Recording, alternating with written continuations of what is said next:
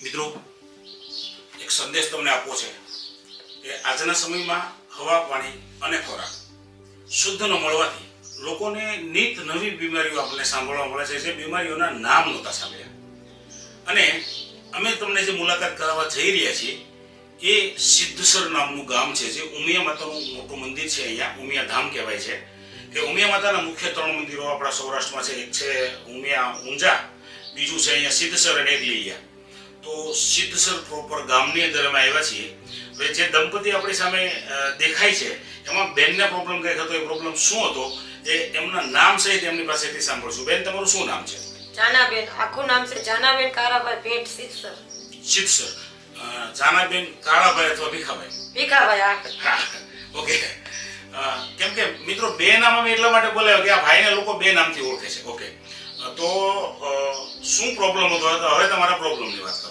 મારે હિમોગ્લોબિન ઘટતું હતું હિમોગ્લોબિન ઘટતું ટૂંકમાં કે આપણે લોહીના ટકા ઓછા હતા ઓછા કેટલા ટકા હતા 3.5 તો આમ તકલીફો શું થાય એમાં ચક્કર આવતા કોઈ આપણે બાથરૂમમાં ગયા હોય એટલે એમ થાય કે આપણે કાંઈ સહી જ નહીં આ ખાલી આપણું છે એમ મતલબ શરીર છે નહીં એવું લાગે એવું જ લાગતું આમાં હાલી આવું તો 2-3 પોરા ખાવ પછી ઘર કામ કરવા માટે શું થાય ઘરકામમાં ચક્કર આવે અણશક્તિ જેવું લાગે રસોઈ કરું તો આમ બે નજર થઈ જાય ને એવા આંખે અંધાડા આવે આના માટે સારવાર લીધેલી કઈ તમે જુનાગઢ હોસ્પિટલ એને એમ કર્યું હતું કે લોહીના ટકા તમારે છે જ નહીં આ તો તમે એટલા લકી કે એટલું લોહીમાં કોઈ માણસ બચે નહીં અને સાચી વાત છે 100% થી નીચે લોહીની ટકાવારી હોય ને એટલે ખરેખર અમે ઘણા બધા કેસ સાંભળ્યા છે 3.5% લોહી હતું ટૂંક સમયમાં 4% પૂરું નહોતું પછી અમે અહીંયા લોહી ચડાવ્યું એટલે ડોક્ટર એમ કીધું કે પેટ ભરીને જમજો નહીતર તમને આ પ્રોબ્લેમ તો રહેશે જ આનાથી કઈ તમારે લાંબુ નહીં હાલે લોહી ચડાવ્યું છે તે લોહી ચડાવ્યું એટલે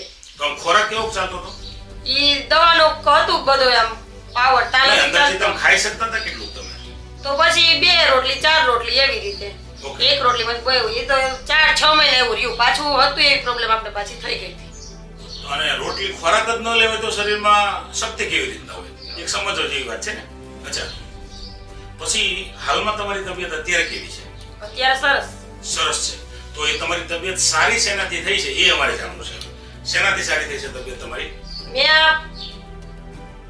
પાવડર વાપરો પછી પાવડર હવે આ પાવડરની જાણ તમને કેવી રીતના થઈ હતી શું તમારું નામ છે ભાઈ મારું નામ ભીખાભાઈ ગીગનભાઈ ભેટ ભીખાભાઈ ગીગનભાઈ ભેટ તો તમને અમારી કંપનીની નેટસપ કંપનીની જાણ કેવી રીતના થઈ હતી ત્યાંથી વાત કરો ફેસબુકમાં દિલીપભાઈનો કોન્ટેક્ટ થયો ફેસબુકમાં દિલીપભાઈનો કોન્ટેક્ટ થયો હા તો ફેસબુકમાં તમે પહેલા શું મંગાવ્યું હતું સીએફસી શેના માટે ભેંસો માટે ભેંસુ માટે ભેંસને શું તકલીફ હતી સુગરની એટલે શું થાય ભેંસને ભેંસને સુગર ઘટી જાય એટલે ખાવા પીવાનું બંધ કરી દઈએ એવું કેટલી વખત થયેલું એવું આગળ કેટલી વખત થયેલું તમે 3 વર્ષ એમને રેગ્યુલર 3 વર્ષ પહેલેથી ન્યાતીને જેવું થતું હતું ભેંસનું વિયણ થાય એટલે સુગર ઘટી જાય એટલે પછી આમ ખાવાનું બંધ કરી દે ખાવાનું બંધ કરી દઈએ તો દૂધનું દૂધ પછી બનાવવા બંધ થઈ જાય તો આવું તમે કેટલો ટાઈમ સહન કર્યો 3 વર્ષ 3 વર્ષ પછી આ પાવડર મેં સીએફસી મગાવ્યો દિલીપભાઈનો ફેસબુકમાં કોન્ટેક્ટ કરીને ફોન કર્યો અને દિલીપભાઈ પાવડર મને મોકલ્યો કેટલા ડબ્બામાં ફાયદો થયો તો ફાયદો મને 8 દિવસમાં માત્ર 8 દિવસમાં રિઝલ્ટ આવ્યું આ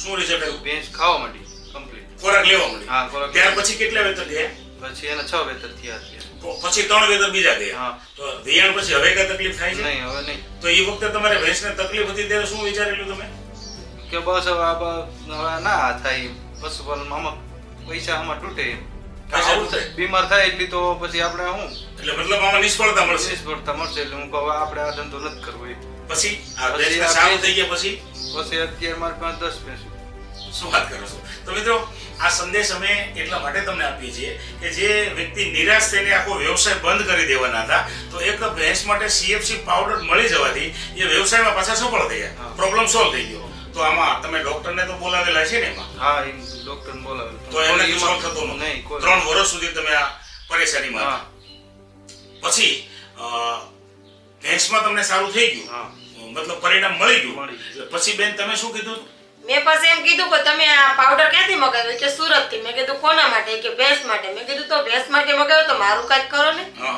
મને મજા તો નથી રહેતી તો ચક્કર આવે મારું આઈને જોયું ત્યાં કે દિલીપભાઈ મહેતા પાસે લેડીઝ નું પણ આમાં સ્ત્રીઓ પણ માટે છે રોગકારક તો મેં કીધું એને ફોન કરો છો એટલે મેં ફોન કર્યો પછી બેન દિલીપભાઈ મહેતા નમસ્તે અચ્છા, શું નામ છે તમારું? મારું નામ છે દિલીપ હરિભાઈ મહેતા અને સુરત કામરેજથી.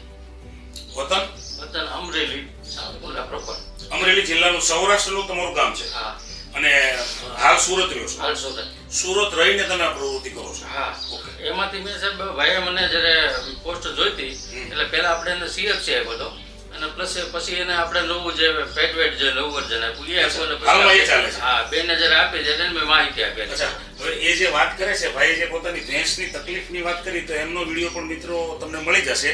પણ આપણે મેઇન જે બેન માટે અત્યારે અહીંયા બેઠા છીએ, કે બેનની સમસ્યાઓ જે હતી, તો હવે આમ તમને કામકાજ કરવામાં કેવું લાગે છે બેન? હવે સરસ. સરસ. થાક લાગવામાં? ના, થાક લાગવામાં પણ કાંઈ કોઈ પ્રોબ્લેમ જ નહીં. ગમે એટલો વજન હવે ઉપાડી શકું. પછી ખેતીનું કામ? ખેતીનું પણ કરું છું, ભેંસનું, ઘરનું બધું કામ કરે છે? બધું એક ઉપર જ તો આખી સમસ્યા સોલ્વ થઈ ગઈ? આખી સમસ્યા શું. મિત્રો, એક સમજવા જેવી બાબત છે કે 3.5% લોહી એ દર્દી કેમ જીવતા હતા એ કુદરત આધારિત છે. અને અત્યારે હિમોગ્લોબિન તમારું કમ્પ્લીટ છે 12%. 12% છે. શું વાત કરો છો મિત્રો? હવે આ ખરેખર આ પાવડરની તમને થોડી જાણકારી આપું તો આ પાવડર છે શું? એક ન્યુટ્રાસ્યુટિકલ લેડીઝ માટે બનાવવામાં આવેલો પાવડર જે લેડીઝને ખોરાકની ઉણપના કારણે પ્રોબ્લેમો, બેચેની, ચક્કર, કંટાળો આવતો હોય, થાક લાગતો હોય, નાના મોટા પ્રોબ્લેમો બેને કીધા એવા હોય, પીરિયડને લગતા પ્રોબ્લેમ હોય, તો લેડીઝને લગતા પ્રોબ્લેમ માટે ફૂડ સપ્લિમેન્ટ છે. કોઈ ચક્કરની કે લોહીની ટકાવારીની દવા નથી, ખોરાક છે. તો આ પાવડરથી તમને તો ખૂબ સારું પરિણામ મળ્યું છે? ખૂબ સારું. ક્યારેક તો મને એવો કંટાળો હતો ને કે આ જિંદગી જ નકામી છે, શું વાત? આવી જાય તો કેમ જીવવું. બરાબર છે. આ કંટાળો હવે ન ખવાય ના પીવાય, કામ કરવું પડે તો કામ કરવાનું કોઈ હોય નહીં, હા, બરાબર છે. તો સમય આપવો પડે, હસબન્ડને આપવો પડે, બાળકને આપવો પડે, બરાબર છે. બરાબર. ઘરના કામ કરવા પડે. તો આને માટે શું કરવું? તા દિલીપભાઈ મહેતાનો સાથ મળ્યો, ત્યાંથી આ પાવડર પીધું. હવે તેમ થાય કે જિંદગી ના સરસ, બરાબર. ધન્યવાદ જિંદગી માનું જીવવા છું એનો. જેવી જ હતી, પણ જિંદગીથી કંટાળ્યા હતા બીમારીને લઈને. બીમારીને. તો કહેવાય ને કે આ પાવડરથી જીવતદાન મળ્યું છે. જીવન દાન મળ્યું છે તો અને પરિણામ? ધન્યવાદ માનું છું દિલીપભાઈ મહેતાનો. માનવો જ જોઈએ, બરાબર? કેમ કે એમના માધ્યમથી આપણે આ વસ્તુ મળી છે, તો પરિણામથી સંતુષ્ટ? સરસ. તો જાણકારી આપવા બદલ આપનો સર્વનો ખૂબ ખૂબ આભાર.